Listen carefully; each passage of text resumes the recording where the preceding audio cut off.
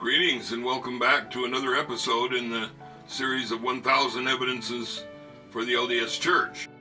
In this one, number 103, we'll be talking about three more strange words from Joseph Smith's writings on his alphabet and grammar. As we examine and analyze these words, we find that there is a close relationship to the Hebrew language. Actually, Hebrew and Egyptian were not that different.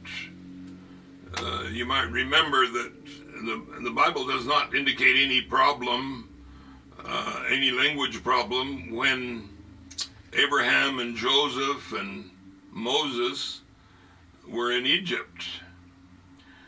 The Hebrew greeting shalom is quite similar to the Egyptian and Arabic greeting salam.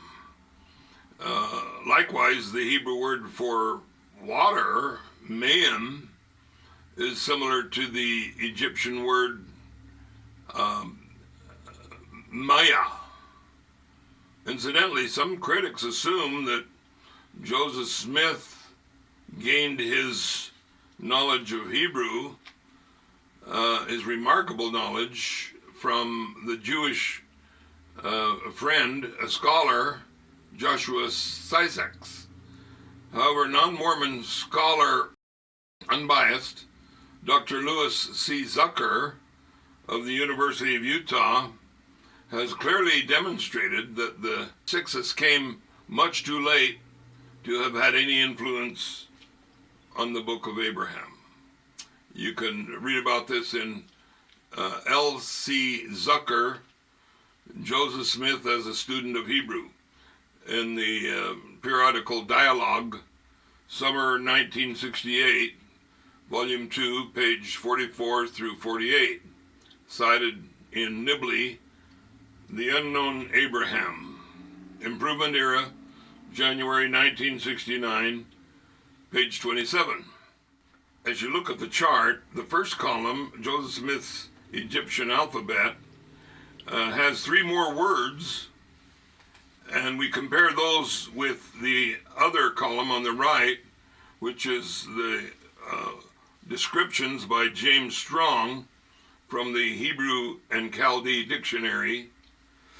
The first word that Joseph Smith wrote about, which is actually the fourth word from the previous discussion, on today's discussion, Albeth, Joseph Smith wrote, meant angels or disembodied spirits. Now this is similar to what James Strong said. Al or El, he said, meant God or angel, as in Psalm chapter 8, verse 5, which uses the word El, but he wrote that it meant angels, or God. Word number 430, page 12. The second syllable of Albeth is Beth, or Beth, according to Strong, means house, home, temple. Number 1004, page 20. Thus, Albeth could mean the house of God, since angels dwell with God in his house.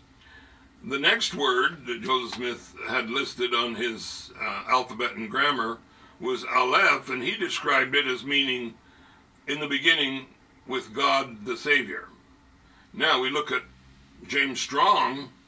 Aleph or Elef, he indicated was the first letter of the Hebrew alphabet,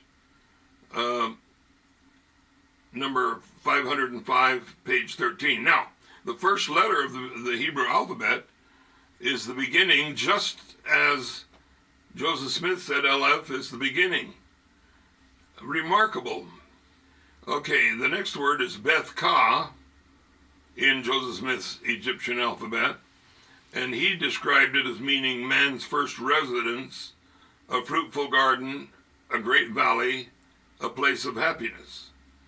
Now, according to Strong's, dictionary, Beth Kar means house of pasture. That sounds like fruitful garden. Very close relationship. That's word number 1033, page 20 of Strong's dictionary.